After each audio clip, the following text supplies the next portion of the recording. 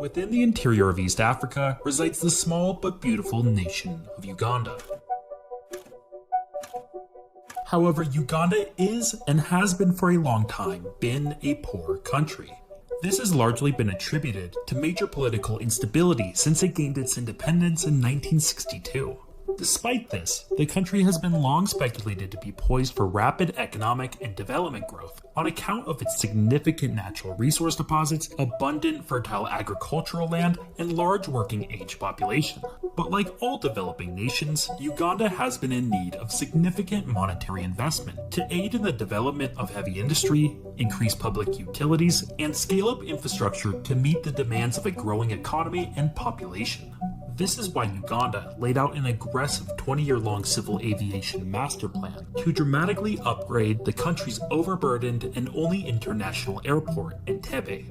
Located 40 miles southwest of the capital, the goal of the project was to make the airport a regional hub, something particularly important for a landlocked country. Then, in 2015, the nation started looking for potential loan suppliers in order to obtain the mountains of capital needed for such an ambitious project. They found their supplier in the Chinese National Export-Import Bank of Exim. The $207 million 20-year-long contract secured the funding to begin construction. At face value, this seems like a perfectly normal and mutually beneficial deal, but it underpins a much larger and insidious scheme by the Chinese Communist Party to become a superpower.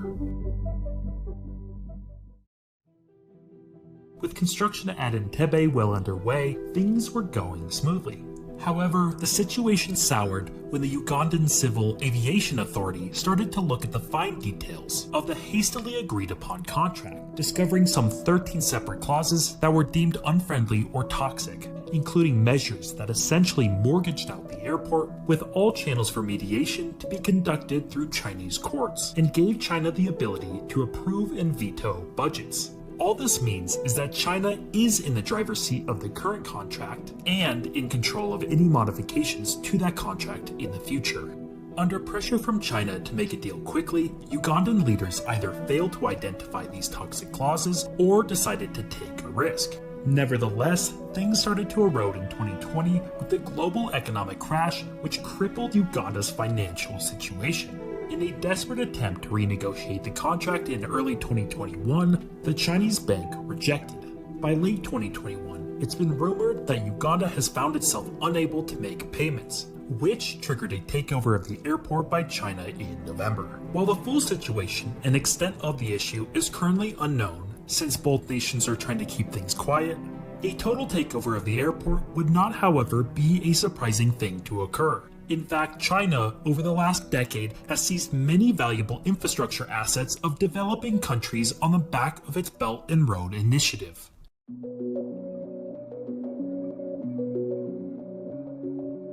Hailed as the project of the century by Chinese President Xi Jinping, the project seeks to dramatically expand global infrastructure with itself as the economic center, cementing China as a global superpower.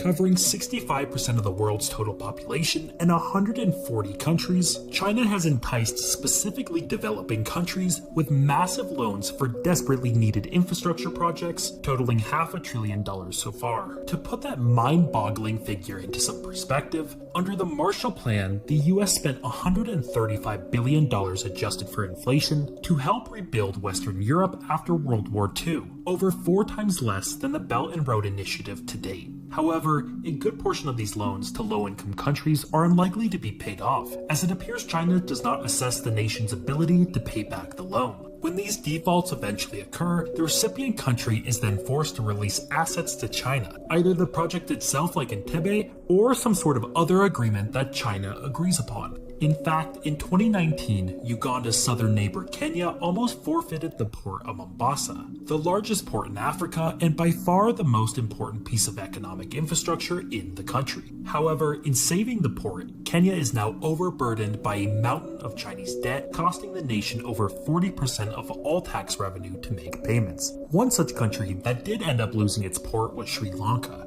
who now has to lease out the port to China for the next 99 years. Not only is this a major blow to Sri Lanka's economy and sovereignty, but it also has sparked fears that China might use the port as a naval base a mere 200 miles from its geopolitical rival, India. A similar situation occurred in Djibouti, giving China a forward naval base along the most important economic shipping lane in the world. Laos, who has let external debts get out of hand, will now be forced to cede a majority stake in the national power grid, effectively putting a political stranglehold on the nation. With huge fixtures of these economies being in control by the Chinese government, the developing countries become heavily influenced, if not financially subservient, to Beijing. If China owns your only major shipping port, who do you think you'll have to trade with? This is called debt trap diplomacy, and the motivation to utilize it ultimately stems from China's current economic conundrum.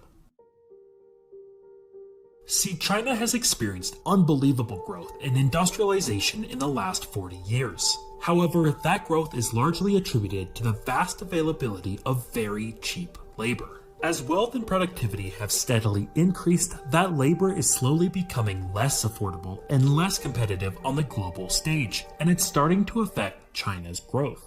This is called the middle income trap, of which countries such as Brazil and South Africa have experienced, ultimately stagnating their economic growth. But China has seen this coming for some time, and they have aspirations to become a superpower. Their strategy, which is enabled through the Belt and Road Initiative, is to relocate wealth generation and cheap labor to low-income countries, specifically in Africa, while transferring the domestic market to more complex industrial manufacturing and services, essentially making Africa China's new China.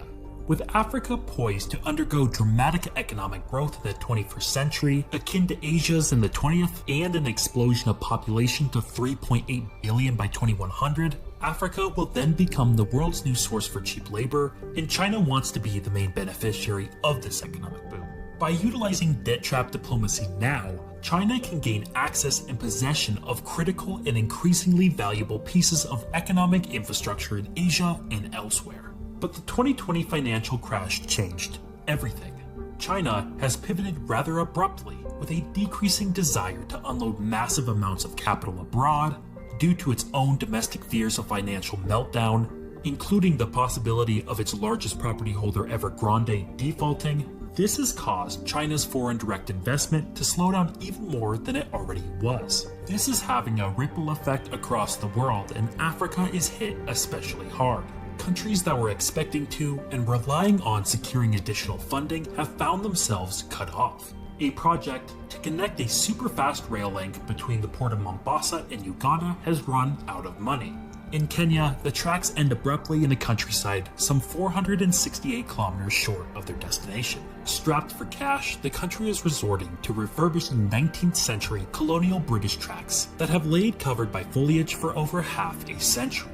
Similar difficulties are being experienced in Cameroon and Nigeria, as total funding for the continent has dropped from 11 billion to 3.3 billion, a drop of over 70% in just the last 3 years. As these countries find out the hard way that the free-flowing capital of the last decade is not a guarantee, and that China is utilizing these projects for political and economic gain, the future of the Belt and Road Initiative is now in question. In the meantime, however, some countries like Uganda are having to pay the price.